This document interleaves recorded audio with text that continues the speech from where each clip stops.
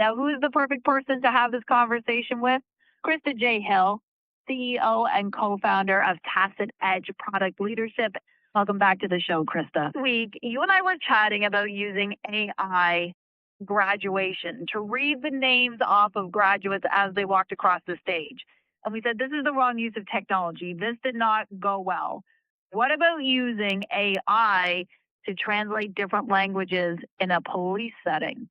The difference here is that AI is supporting a human interaction, not replacing the human part of a very meaningful moment. So, if there's a language barrier between police and an individual, this can create confusion, fear, and frustration very quickly, and an escalation in a situation where there's no need for it. And I think we could all agree that de escalation is kind of the key to what we all need these days out in the world. Anything that helps an officer and a member of the public understand each other more clearly has the potential to lower the temperature in an interaction. So that is where AI can be very useful in the moment when communication is hard and the stakes are already high and a little bit fueled. When you think about needing a translator or translation services, why a body camera and not just holding up our phones and using our phones to translate then? I think it's really important to differentiate hands free versus holding a device, which we talked about in the past that this is the direction where things are going.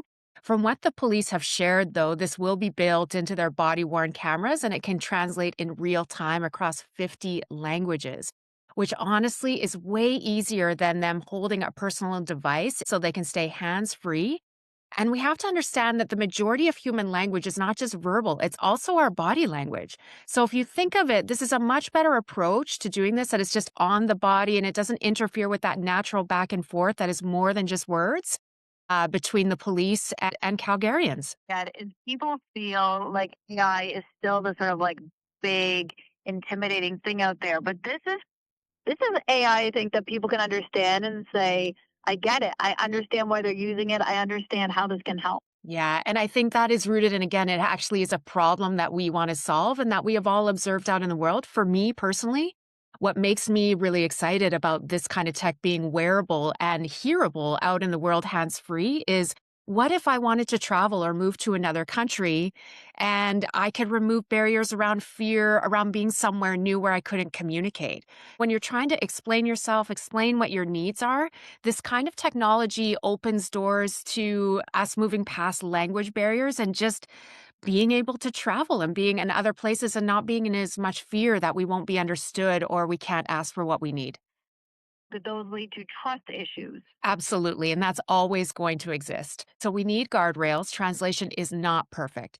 Tone, context, different dialects, legal rights, they all matter. So the translation should be helpful in initial routine communication, but it should never replace a qualified human interpreter for formal statements, evidence, or legal processes. We have to be really clear about that. And honestly, I use this technology in the classroom all the time with folks where English is a second language, and the accuracy of these interpretation tools, it's incredible. Like, I've never seen it be so good. It's quite shocking to see how much this has progressed, but we still need to keep an eye on it for it's still not perfect. Calgary Police using body worn cameras with AI to translate different languages to help with communication.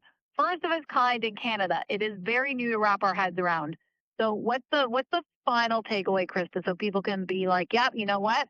I get it. I understand why we're doing this. If AI can help us understand each other better, this helps stressful interactions become clear, calm, and more human. And in my books, this is a very meaningful use of the technology. Being more human. That's an interesting spin. It's what we do here at Tacit. Bringing these big ideas locally so we understand what's happening with our police, with our AI. Thank you for joining us again.